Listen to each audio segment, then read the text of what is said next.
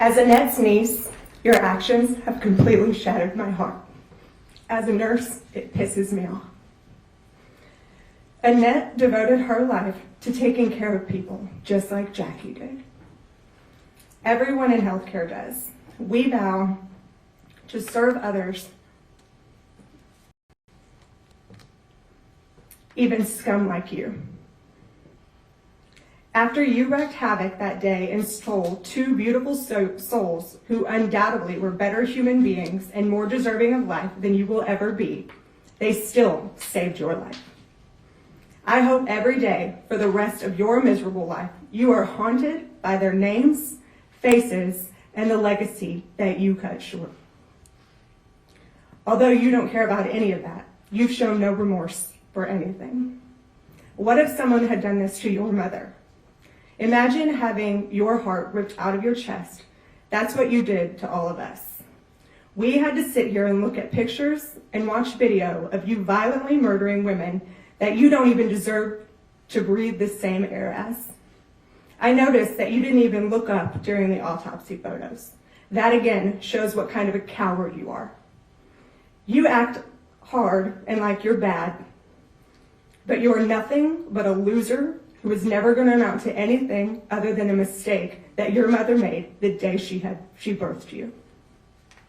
Your mother will have to live the rest of her life knowing what you did, and I hope that haunts you. It probably won't, because you obviously care nothing about anyone else other than yourself.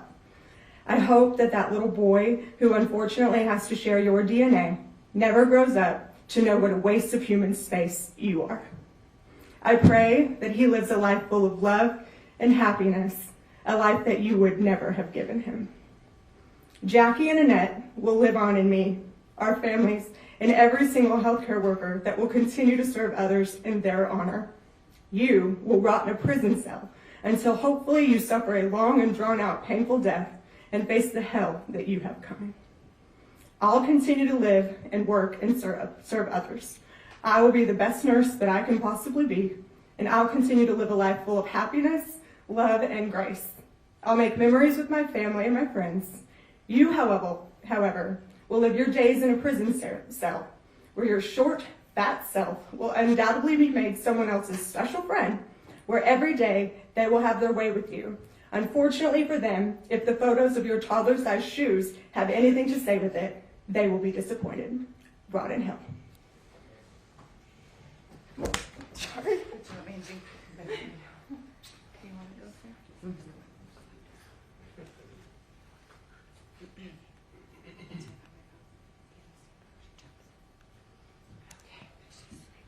What's your step?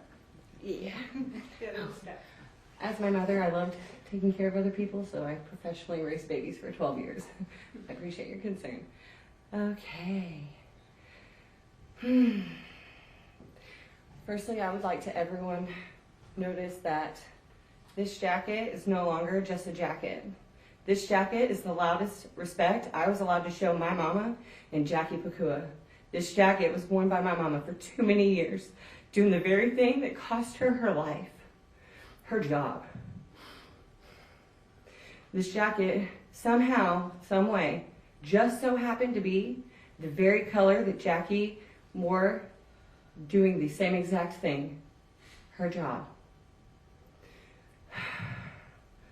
I lost my mama because she cared more about your son than you did. But you don't care about any of this, like my girl said. If you did, we wouldn't be here in the first place.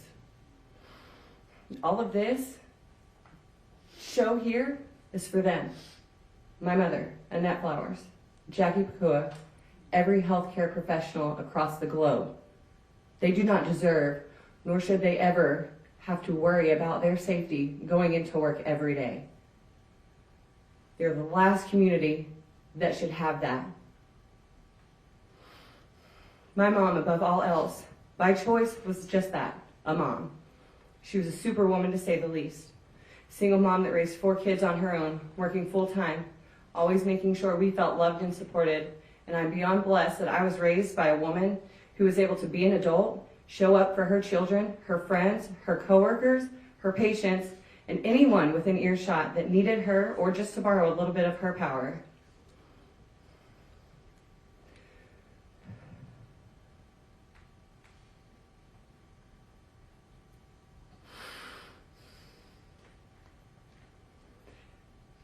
There's nothing I can say to you. It doesn't matter. You're never going to care.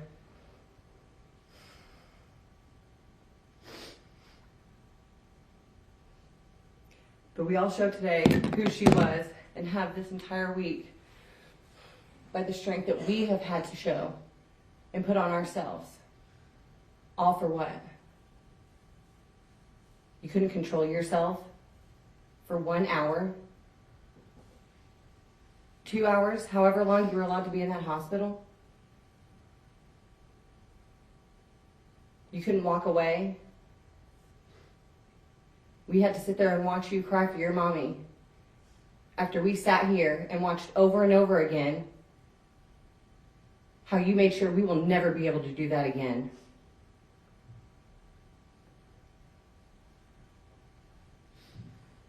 I have nothing else to say. Thank you. Thank you.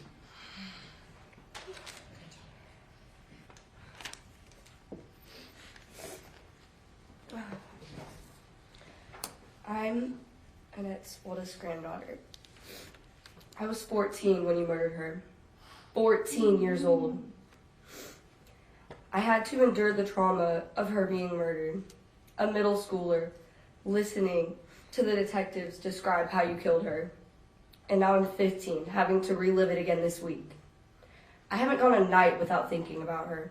I break down randomly in school, and I have to leave class to collect myself. I cry myself to sleep most nights, wondering how someone could do something so cruel, and you don't even care. How is it possible to be so selfish that you take someone's life? The first few months after the murder were unreal. I would leave my house and everything would be a blur. I would be in class 1 minute and sobbing in the counselor's office the next. I couldn't handle the fact that she was gone. We had to go to her house the day it happened to meet with the detectives, and I couldn't even look at her room. Her covers lying on the bed that she was laying peacefully in not even 12 hours ago. She was one of the most important people in my life. I was with her in Austin a week before she died. She was supposed to be here for so many parts of my life, as your son should be in yours. She never got to see me make high school cheer, and I wouldn't have done it without her. She was the person I needed to thank the most. She went to every volleyball game that she could be at. She was always there cheering me on. She doesn't know that I made the high school team, and she didn't get to see my tears of joy when I found out. She always told me to follow my dreams, and when I told her I wanted to be a lawyer, she was so happy. She always told me about the strength that I'll have to have and the work and the hours that I'll have to put in. She didn't get to see me walk the stage when I was inducted into the college program at my high school, where I'm studying criminal justice. She doesn't get to see me graduate high school, and she didn't even get to see my little sister graduate kindergarten. Anytime I think of any of my accomplishments, I'm in tears. Not tears of joy, but tears of sorrow, because she didn't get to see any of them. I miss her more than words can describe, and the fact that she died so traumatically messed me up in a way that I don't know if I can recover from. My perception of the world is completely shattered. I'm always on edge, scared something's going to happen to me. I miss the girl I was before. I was just a normal teenage girl who wasn't worried about someone coming to a place where I should be completely safe, taking my life. And it makes me sick that you can come up here and give your testimony with absolutely no remorse in your voice. The only thing that you were worried about was the fact that she cheated on you. I had nothing else to say. Thank you.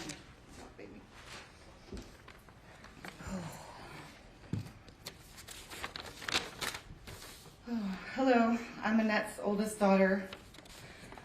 I cannot even begin to express the feelings I'm having today. And sitting here, having to relive this nightmare of losing my mom. Not only losing my mom, but hearing the awful details of her tragic death. But I'm going to try my best for my mother. If you knew my mom, you would know she was an angel on earth. She lived for her kids, she lived for her grandkids, and she lived for her patients. You know, the ones that she was caring for the day her life was tragically taken by someone who doesn't even deserve to be breathing the same air as the families in this room. It takes a special person to be a nurse, patient and kind, generous with their time. When we were younger, my mom had 4 kids at home that she was raising alone. She never once complained about how long and many hours she spent at the hospital away from her kids. Her heart was entirely into her career, which showed daily with every mommy and baby she cared for. She also valued the time she spent outside her long hours at the hospital. Being a single mother is not for the weak, especially with the 4 of us. Some years we would have to get up at 2 a.m. on Christmas mornings to open gifts before she had to be at a 12-hour Christmas Day shift at the hospital, pretty much every other year. She had a heart of gold. She was such a selfless person. Here I am before all of you, a mother myself, having to speak about the vicious murder of mine. It feels unreal. At 38, I still need my mother. She was my only parent.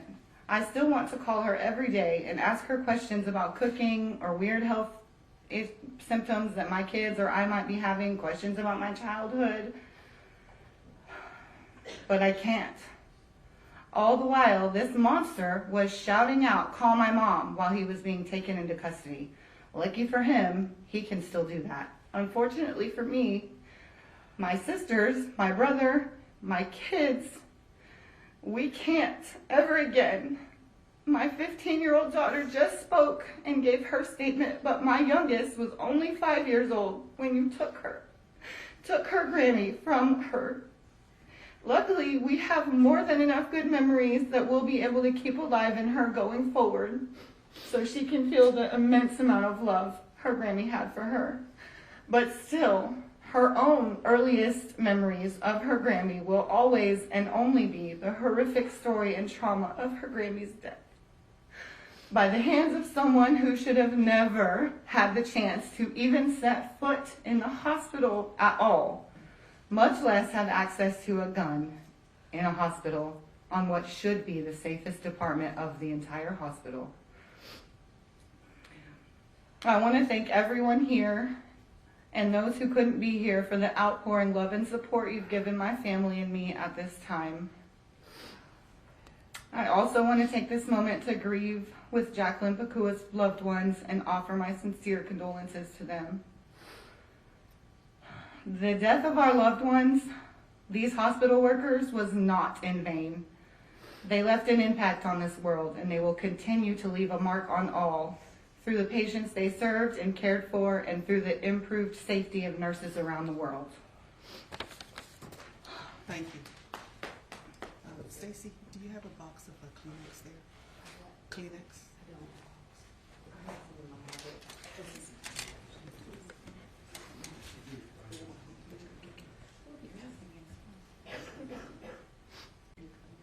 Thank you. I am Annette Flowers' youngest daughter. I have been at an utter loss of words while trying to describe the way what you did affected me. It has affected every single aspect of my life. I'm also only 30 years old, the exact same age you were when you took her. And now just entering the real years of adulthood, looking at buying a house, starting a new career, and finding the person I want to spend my life with. You took the one person I'm supposed to be able to go to for all my life questions, my mom. While I hope your mom never speaks to you again, and in fact it appears she is not here to support you now, I don't even get that option anymore. There are still times to this day that I will need my mom and I'll go to text her or call her, and the reality hits me all over again. I don't get to share any more special moments with my mom because of you. I didn't get to introduce her to the wonderful man that treats me exactly how she always hoped someone would, someone who's an actual man. I didn't get to take her on the trips I planned and make more everlasting memories with my mom. She doesn't get to see me build a life for myself, and she won't get to walk me down the aisle at my wedding. I've never felt so alone on this earth than the day that you murdered her, and every day since. A part of me died with her that day. I don't understand why anyone would bring a gun into a hospital surrounded by the most vulnerable people on earth where new mothers are learning how to take care of their brand new life that they created with your own child. You don't bring a gun into a hospital unless you have the intention of doing what you did. You didn't bring pepper spray, a taser, or anything else that is for self-defense without costing someone their life. You brought a weapon that does nothing but take someone's life. I'm now terrified anytime I see a gun in public. I grew up running the halls of Mesquite Community Hospital, and now I'm scared of hospitals. I recently had a serious heart event due to the stress of what you did, but I was too scared to even go to a hospital. It took me hours to finally make it to an urgent care, and you did that to me.